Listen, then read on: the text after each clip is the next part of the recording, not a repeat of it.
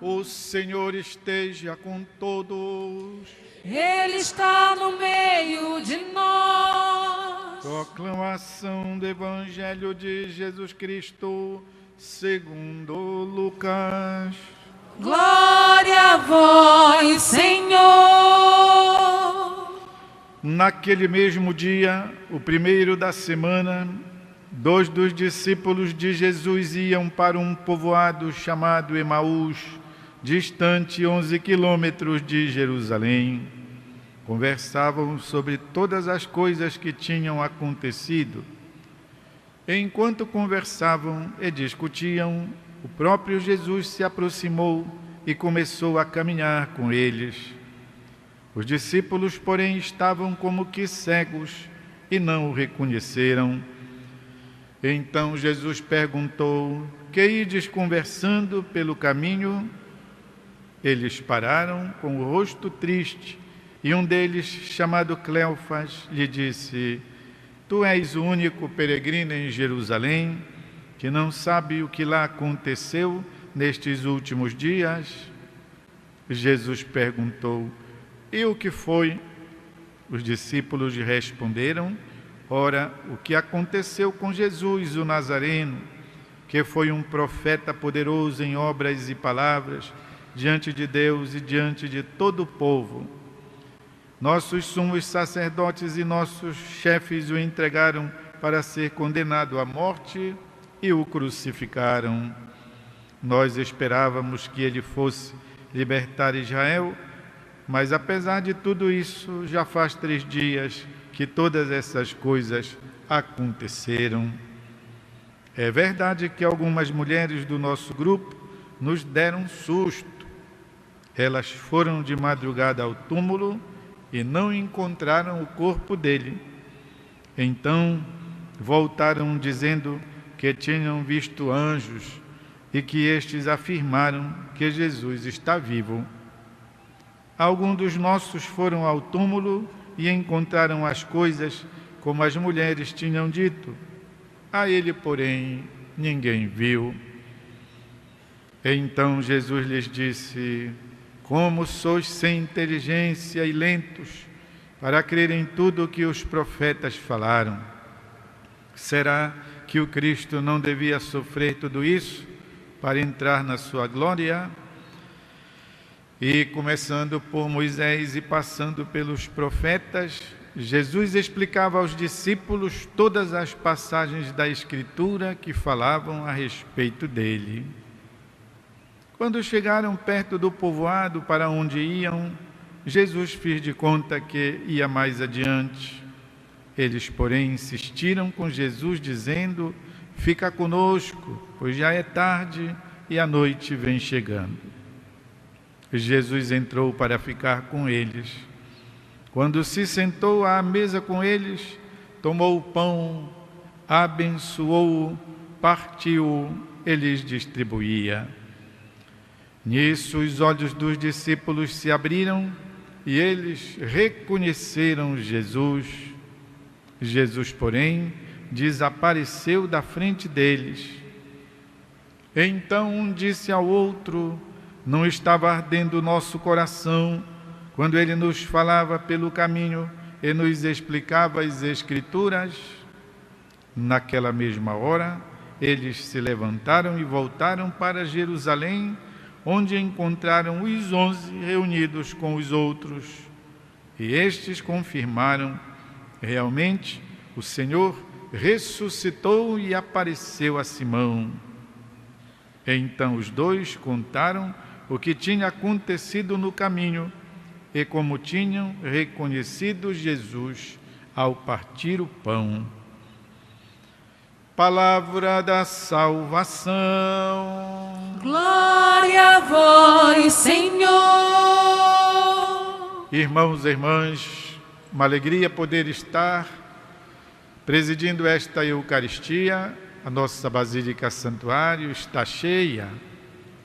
O padre gosta muito quando a igreja está cheia, porque então é possível partilharmos os pães com que Deus nos nutre. os pães que Deus providenciou para a nossa alimentação. O pão da palavra, que é repartido daqui, do ambão, da estante da palavra. O pão da Eucaristia, que é feito, consagrado no altar da missa. E logo mais iremos então repartir o pão da Eucaristia, como agora começamos, pois, a esmigalhar o pão da palavra. A nossa alma cristã se nutre destes dois alimentos, a palavra e a Eucaristia. Sempre, melhor ainda no tempo pascal, quando nós comemoramos um fato que faz muito bem ao nosso psicológico. Festejar vitórias faz bem para qualquer pessoa. Do mesmo modo como faz mal acumular derrotas, fracassos, frustrações. Por isso, muito felizes em podermos participar da Eucaristia, comemorando uma vez mais a vitória de Cristo. E para nos ilustrar tal acontecimento, a liturgia vai catando, vai pensando os textos que nos falam da ressurreição do Senhor. Vai lendo ao longo desta temporada, até Pentecostes, o longo livro dos Atos dos Apóstolos, em que vai sendo narrada, pois, a divulgação, o espalhamento da palavra que vai fazendo caminho, fazendo estrada. Nas casas onde se reúnem, nos corações onde ela é acolhida, até chegar a Roma, a capital do Império então, e dali pode-se então considerar que a palavra chegou ao corpo inteiro, do mesmo modo como o coração é capaz de espalhar e de bombar sangue para o corpo todo. E a liturgia vai então como que debulhando os textos que falam sobre a ressurreição do Senhor. Hoje temos um texto admirável escrito por São Lucas. São Lucas é o evangelista do encontro de Cristo com as pessoas. É o evangelista da misericórdia de Jesus com os pecadores, com os sofredores, com os excluídos. E no evangelho de hoje, Jesus vai exatamente, conforme nos conta São Lucas, buscar na casa deles dois irmãos, dois amigos, dois discípulos que tinham debandado, tinham desistido. Imaginemos, pois, meus irmãos e irmãs, as pessoas que, ouvindo a pregação de Jesus, ficavam embevecidas, ficavam literalmente pregadas no queixo, na boca dele. Quão dóceis, quão maravilhosas não deveriam ser as palavras de Jesus, ouvida por uma orelha, assimilada pela inteligência e depois descida até o coração. E por isso não largavam Jesus. Antes tinham largado tantas coisas. E a história então nos mostra como muitos tinham deixado até mesmo a casa, quem sabe a esposa ou o esposo, porque nem sempre ambos são de acordo com isso. Quem sabe tinham deixado o seu comérciozinho, a sua plantação, a sua pescaria, o seu forno de pão, para ir atrás do profeta de Nazaré, o qual, conforme a sua pregação, tinha dito: destruí este templo e eu o reconstituirei em 3 dias. Ou seja, Jesus fizera promessas que agora ninguém mais sabia. Ponto. Como tu és o único que não sabes o que aconteceu em Jerusalém, Jesus de Nazaré, eles contam, né? Profeta, homem de Deus provado, nós pensávamos que fosse ele que viesse libertar Israel, mas já faz 3 dias que tudo isso aconteceu. Já faz 3 dias que ele morreu e foi enterrado. É então que Jesus se aproxima destes discípulos e olhem só, eles aprenderam. Poderíamos dizer que até então, para eles parecia que tivesse sido um aprendizado inútil, mas aprenderam a tal ponto que, pasmem, eles próprios dão uma catequese ao próprio Senhor. É alguém querendo ensinar Padre Nosso para vigário velho. E os discípulos fazem isto, né? Quando então começa, tu és o único que não sabe, e o que foi que aconteceu?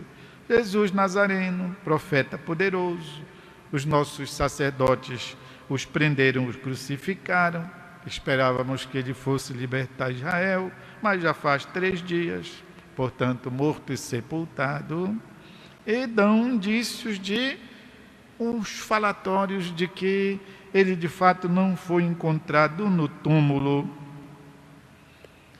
A isto se chama querigma. O querigma se chama o núcleo, é uma palavra grega para dizer o miolo, para dizer o nó, o caroço, o núcleo. Toda a fé cristã se apoia no querigma. Jesus Cristo, Filho de Deus, encarnado em Maria Virgem, morto e ressuscitado para a nossa salvação. Toda a teologia, toda a suma teológica é nada mais, nada menos do que o desmembramento deste nó, deste núcleo. Jesus, nascido de Maria Virgem, Filho de Deus, morto e ressuscitado para a nossa salvação. Portanto, está no coração dos discípulos, esses que voltam para casa, quem sabe lá vão encontrar parentes e amigos que vão lhes jogar na cara, olhem que deu. Meus irmãos e irmãs, a experiência da fraqueza.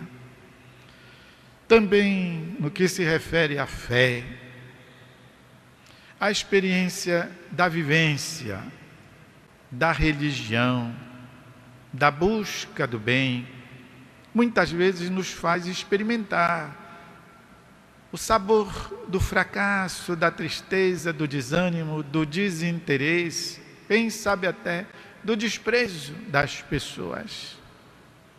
E algumas vezes nós até, de fato, levados por isso, pela experiência do desânimo e pela acusação das pessoas, há irmãos e irmãs que abandonam de vez sua caminhada de fé. Mas nós que guardamos dentro de nós aquilo que aprendemos, e todos nós aprendemos, quem mais, quem menos, aprendemos com nossa família, quem sabe com nossos pais, nossos avós, aprendemos com as tias do catecismo, aprendemos em nossos grupos de oração, as comunidades que frequentamos, todos aprendemos alguma coisa da nossa fé. Todos nós já sabemos o suficiente para bem trabalhar a obra da nossa salvação. E o Cristo vai ao nosso encontro, ao encontro da nossa tristeza, da nossa experiência de falimento, para nos trazer de volta à sua igreja. É o que Jesus Cristo faz com os 2 discípulos ditos de Emaús. E eles, embora tenham experimentado a sensação do fracasso, todavia conservam no seu coração o bem, a bondade, a solidariedade, a caridade, que se expressa quando, já chegando perto de casa, o intruso do caminho faz que vai adiante e eles então se desdobram num carinho terno.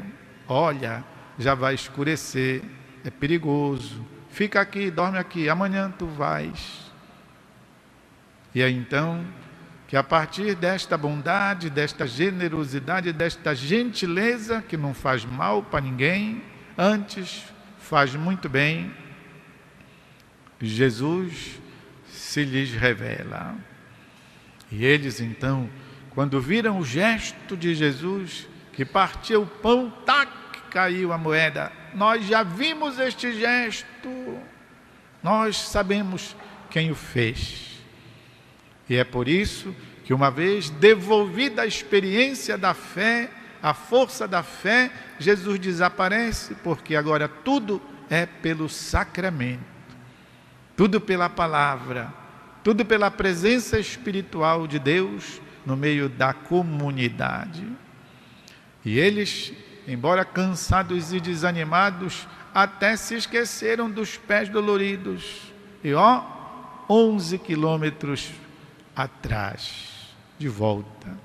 E lá, no encontro com as colunas da igreja, os apóstolos confirmaram, porque eles também já haviam recebido o anúncio da vitória de Jesus sobre a coisa que mais atrapalha a vida da gente, que é o pecado e a morte. Por isso, o discurso, a narrativa dos discípulos de Emaús é, na verdade, a história da caminhada, da peregrinação de fé de cada homem e mulher que busca seguir a Jesus Cristo. Vamos fazer um instante de silêncio. Recolha alguma coisa, alguma ideia aí no seu coração.